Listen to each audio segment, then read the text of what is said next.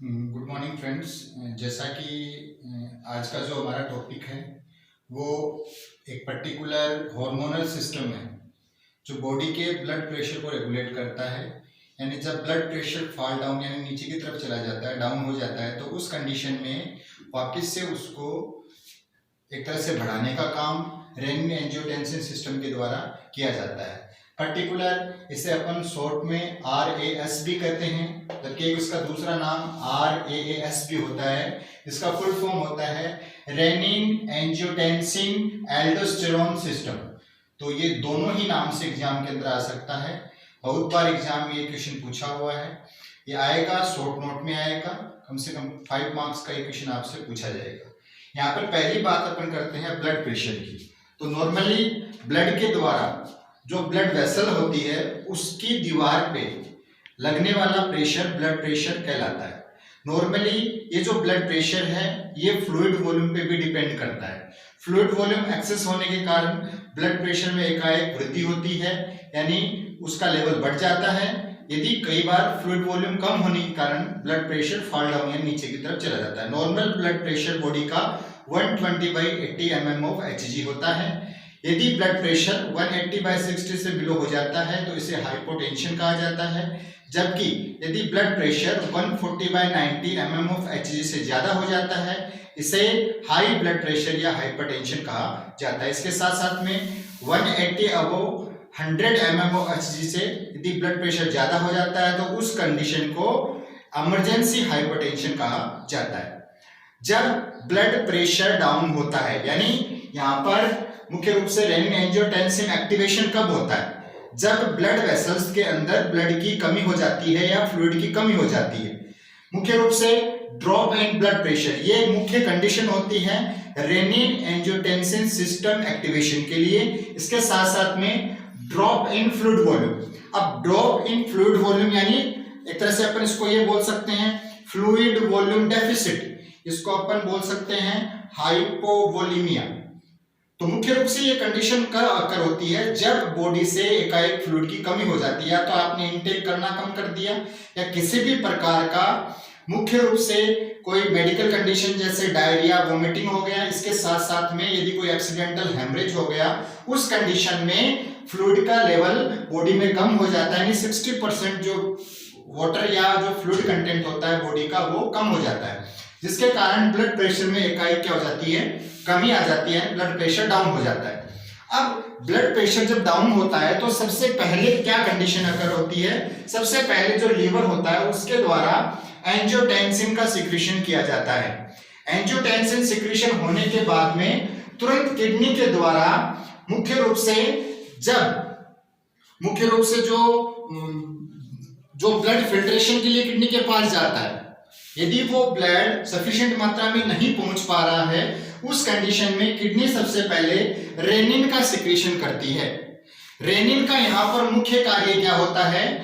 वो जो एंजियोटेंसिन है उसको रेनिन मुख्य रूप से एंजियोटेंसिन फर्स्ट में कन्वर्ट करने का कार्य करता है। यानी जो रेनिन है वह एक्ट करता है एंजियोटेंसिन पर टू फॉर्म एंजियोटेंसिन सेकंड, यानी एंजियोटेंसिन को एंजियोटेंसिन फर्स्ट में कन्वर्ट करने का कार्य रेनिन के द्वारा होता है और यह मुख्य रूप से किडनी के द्वारा सिक्रीट होता है।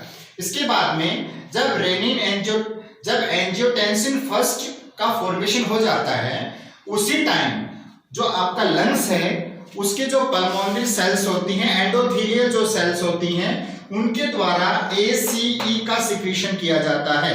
यहां पर ACE का फुल फॉर्म है एंजियोटेंसिन कन्वर्टिंग एंजाइम।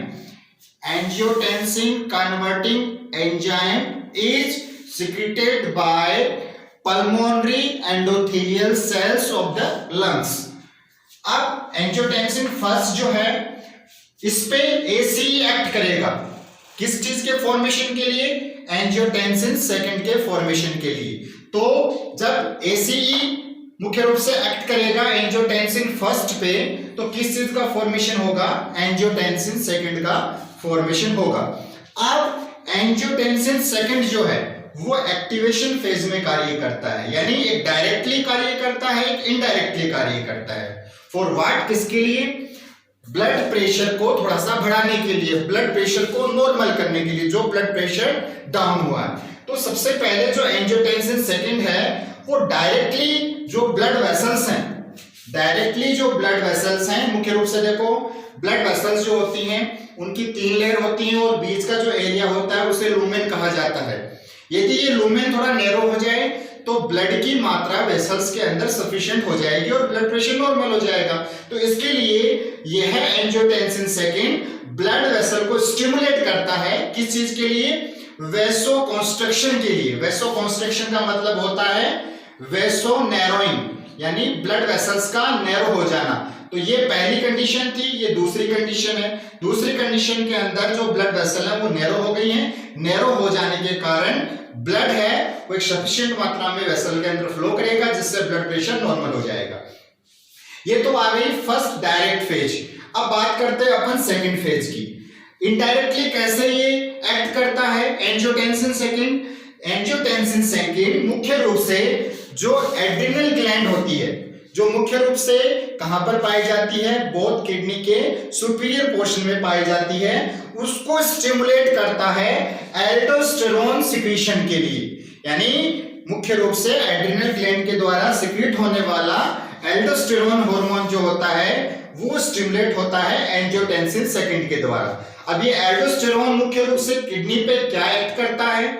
ये है किडनी को मुख्य रूप से सोडियम NaCl, ठीक है, सोडियम क्लोराइड और वाटर रीएब्जॉर्प्शन को बढ़ाने के लिए स्टिमुलेट करता है। यानी जो आउटपुट हो रहा है सोडियम का, इसके साथ साथ में जो वाटर का आउटपुट हो रहा है, एक्सक्रीशन हो रहा है, उसको थोड़े टाइम के लिए रोका जाए, यानी उस पर्टिकुलर वाटर को और NaCl को रिस्टोर किया जाए।